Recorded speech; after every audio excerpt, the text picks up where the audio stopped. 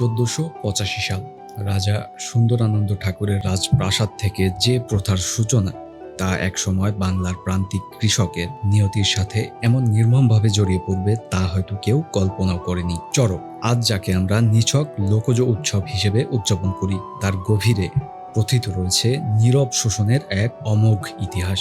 চৈত্র মাস বাংলার কৃষিভিত্তিক জীবনে রিক্ততা ও চরম শূন্যতার কাল। খরা আর ঘূর্ণিঝড়ে প্রকৃতি যখন রুক্ষ, ঠিক সেই অসহায় মুহূর্তেই কৃষকের উপর নেমে আসত জমিদার ও মহাজনদের সুপরিকল্পিত অর্থনৈতিক নিপীড়ন।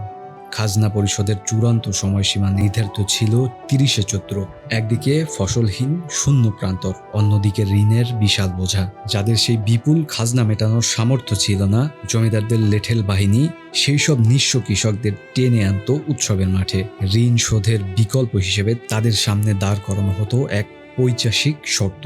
ধর্মাচারের দোহাই দিয়ে তাদের পিঠে গেঁথে দেওয়া হতো ধারালো বড়শি। এরপর চড়ক গাছে ঝুলিয়ে তীব্র বেগে ঘোরানো হতো শূন্যে। পিঠের চামড়া ছিঁড়ে রক্ত ঝরত, আর সেই রক্তের বিনিময় যেন মহাজনের খাতার হিসাব মওকুফ হতো।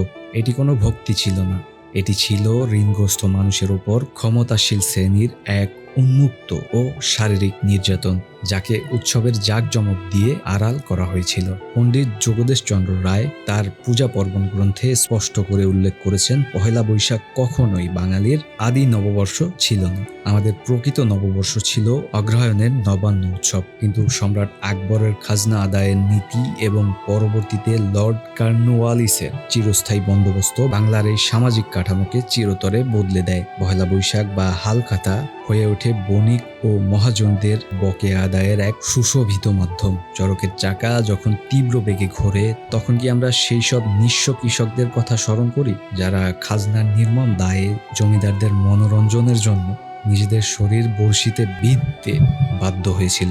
চড়ক কেবল একটি উৎসব নয়, এটি বাংলার শোষিত প্রান্তিক মানুষের নীরব আত্মত্যাগের এক ঐতিহাসিক দলিল।